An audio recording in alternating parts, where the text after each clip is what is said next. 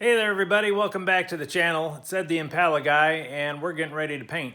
We'll be doing it in the morning. I'm getting the quote-unquote spray booth set up here in the garage. I'm hoping it'll mitigate some of the dust in the paint. More hoping it'll mitigate the overspray getting all over everywhere. Let me flip you around here so we can get a little tour. There we have the two parts that are going to be painted tomorrow. We have walls of visqueen hanging from the ceiling, a ceiling of visqueen, and there will be a fourth wall here. You can see how I've attached it to some PVC piping, and when I undo those wire ties, it will just drop.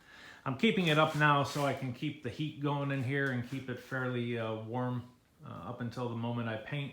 Then I'll drop the thing. We'll do the whole paint prep, wax and grease remover, tack cloth.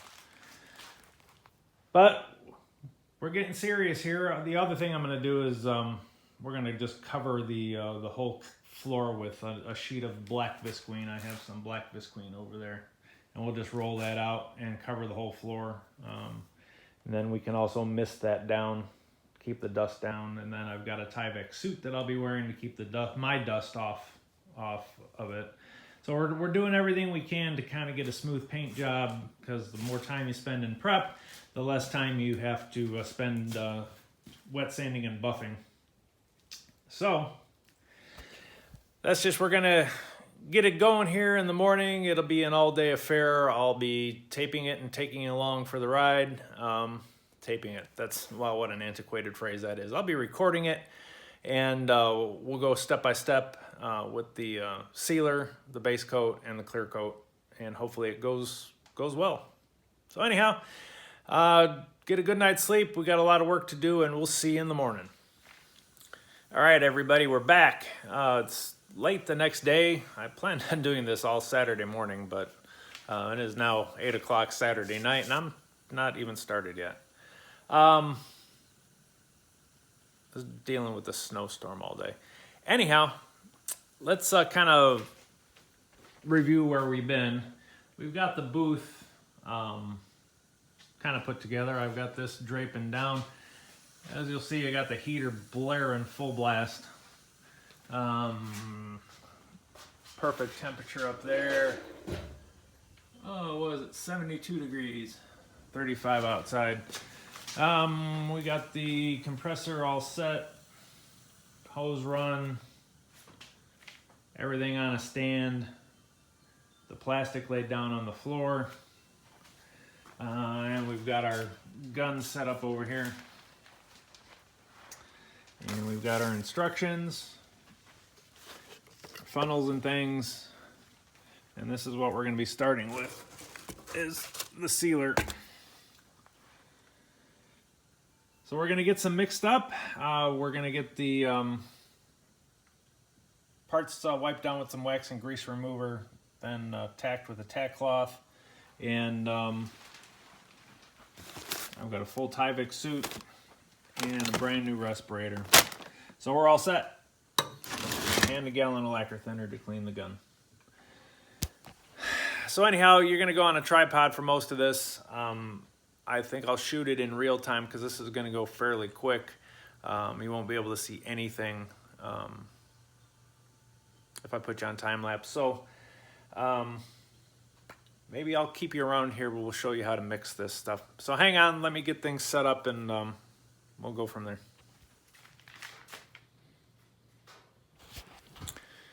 Okay, folks, welcome back. It's paint day. Well, actually, yesterday was paint day and mistake day. And we've paid for it dearly. Anyhow, I'm not going to beat around the bush. I screwed up yesterday in more ways than one, not only on painting, but video-wise too. I lost the video of all of it. But anyhow, you didn't really miss a whole lot other than me getting very aggravated. So here's what happened. This is the seal coat. And the first mistake I made is I didn't set my gun up right. I thought I had it set up right, and in further research, I found out my pressures were way too low. So we've got that all rectified and cranked up, and hopefully it'll spray a little bit better. But anyhow, what was happening is it laid the coat on really heavy. The other mistake was I didn't let the wax and grease remover flash enough. And what happened was, it was called alligatoring. And I've sanded most of it out, but you can kind of see the effects of it right here. And what it did was, you know, when I sprayed, and almost immediately it would just crinkle like that, you know, just crinkle, crinkle, crinkle. But it's not the whole hood, so it's not like it's an incompatibility with materials used or anything like that. It only did it in spots, and you can see where it did it. It did it, you know, here, there, over there, over there, over there, over there, there. But the rest of the hood came out fine. Same thing with the bumper. I've got spots where it crinkled, and the rest of it came out fine. So like I said, I think what I ended up doing was, I think what the problem was that I didn't allow the wax and grease remover to totally flash. There was still solvent left in there, and when the paint hit it, you know, it reacts and it crinkles. So what I've done to solve that is I've already wax and grease removed this about 2 hours ago, and I haven't touched it since.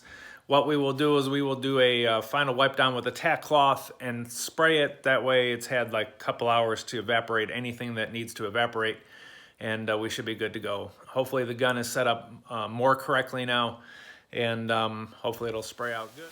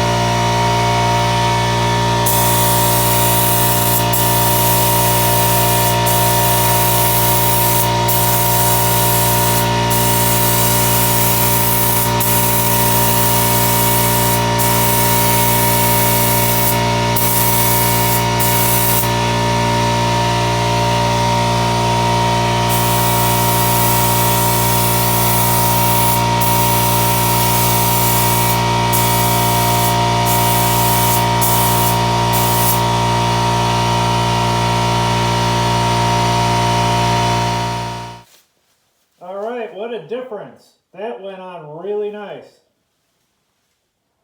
Wow. Okay, cool. Very good.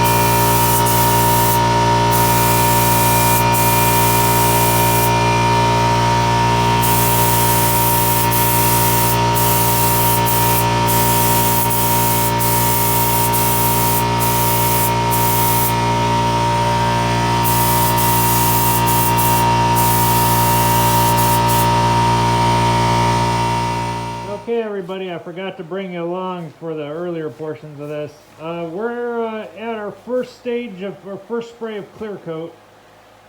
My fixes on the hood went about as well as to be expected. There are still a few spots that aren't the greatest, but we're going to go with it.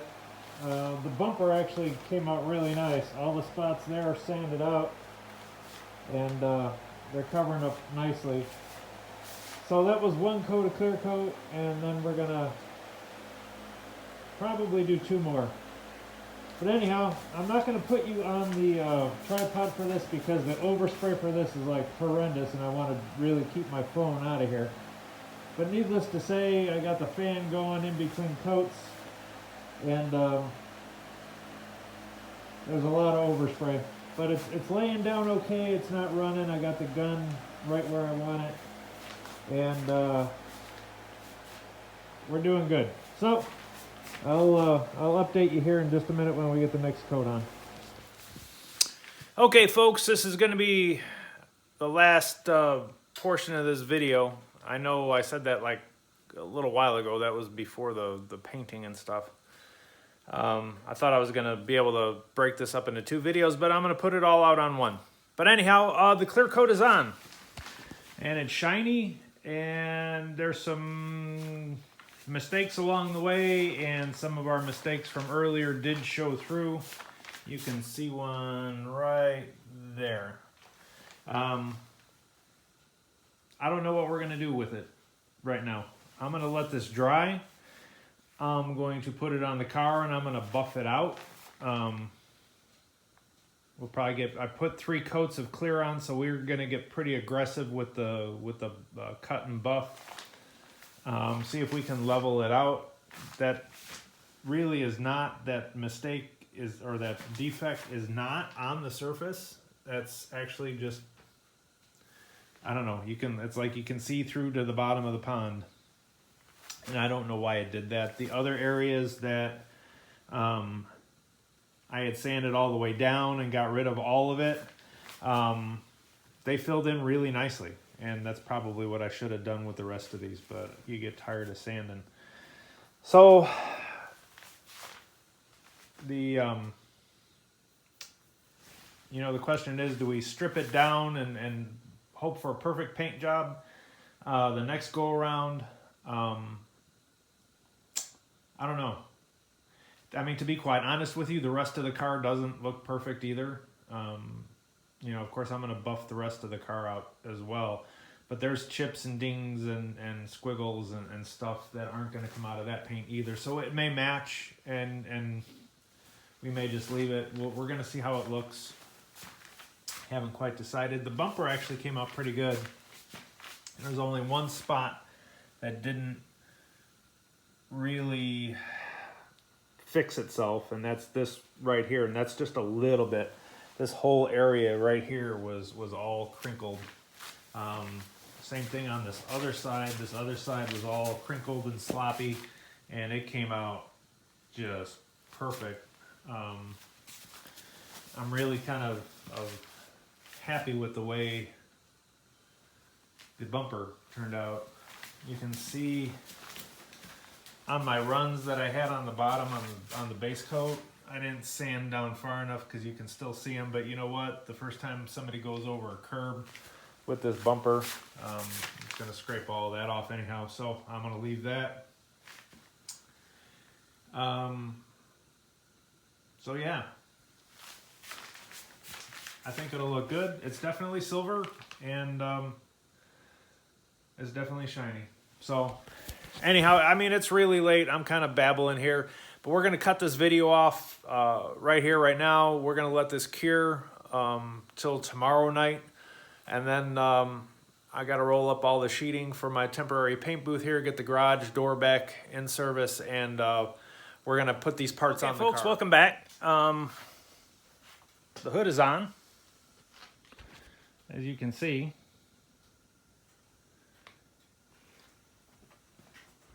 The man, silver is a really hard color to match.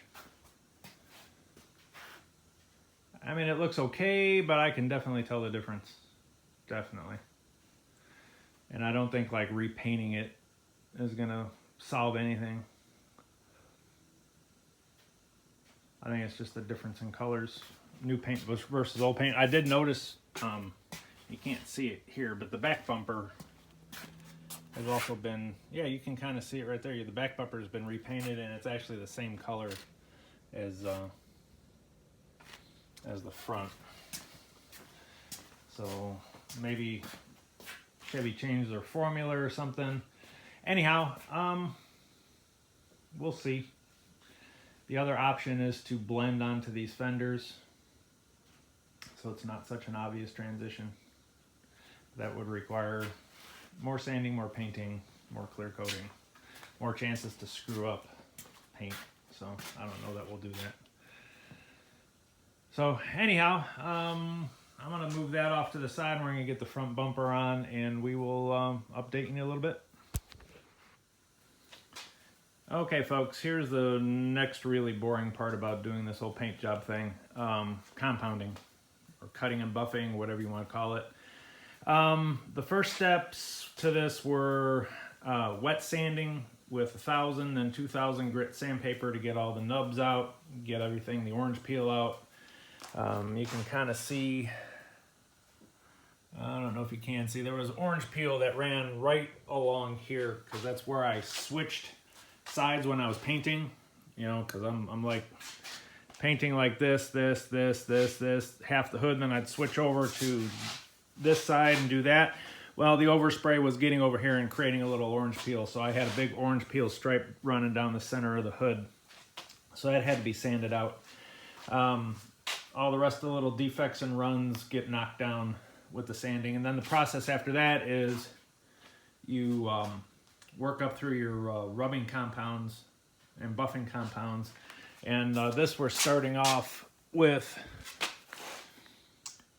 V32 optical grade premium extreme compound. This is the most, not the most aggressive, this is the aggressive compound that the chemical guy sells. I'm using an orange pad. However, okay, the first round of compounding is done with the 32 compound, V32. We're going to move up to V34, then finally V36, and then V38 to finish it off. There is a little bit of a haze left to it. Hoping the next compounds will take that out. If not, we're going to be having to sand and do this all over again. So, we'll see. Anyhow, we'll be back in a minute. Okay, folks, it's the next day, and we've spent some time with the buffing wheel, and that's all like fairly boring, so I didn't record any of it. Anyhow, she's done. Paintwork wise and buffing wise, it's been buffed, it's been polished, the entire car came out really nice. Yeah, I'm pretty happy with it. We still have a few of our little mistakes in it, but you know what? The rest of the car has mistakes and dings and dents too, so it actually kind of makes the car match fairly well. Like I said, I'm never claimed to be a painting expert, but I think it came out okay. We weren't going for show quality here, we were going for practicality, and it looks good, it's shiny, paint covers well, there's, you know, it definitely looks better than it did before. Anyhow, thanks for being patient through this journey. This has actually probably taken a little over a week, almost 2 weeks from start to finish. From the start of the video to today is about 2 weeks. So thanks for hanging in there with me. I've been struggling to get this video out. What's left for this car is finish the interior cleaning. I've got some work on the back seats to do to get some stains out. I'm going to do an oil change on it and do the general mechanical stuff. There's a squeak in the back end, which I think is the sway bar bushings. So we'll change those. And then it's done. It's ready to be sold. I did get the title in the mail just the other day. Apparently the Secretary of State in Michigan is very busy during the holiday season, and it took almost 6 weeks to get the title back, where it usually takes about 2. Anyhow, this one's almost done, and we're gonna sell it and move on to the next one. I'm pretty pleased with the way it came out. It seems like a good car, low mileage, drives well, etc., etc. We'll do a summary video when it's all done. We'll do a recap of everything, and we'll tour the car. But anyhow, thanks for coming along on this journey. Thanks for being patient. Go ahead and subscribe to the channel if you're not already subscribed. We're still promising to do that tool giveaway contest when I reach 1,000 subscribers. I'm up to 164 as of this morning. So we got a little bit to go, but we've made some pretty good progress in the last couple weeks. Go ahead and click the like button and or the dislike button, whatever you feel is necessary. Leave a comment. Let me know what you think. Any questions, comments, concerns, just put them down there in that comment box, and we'll see you on the next one. Appreciate you coming along, and we'll talk to you soon.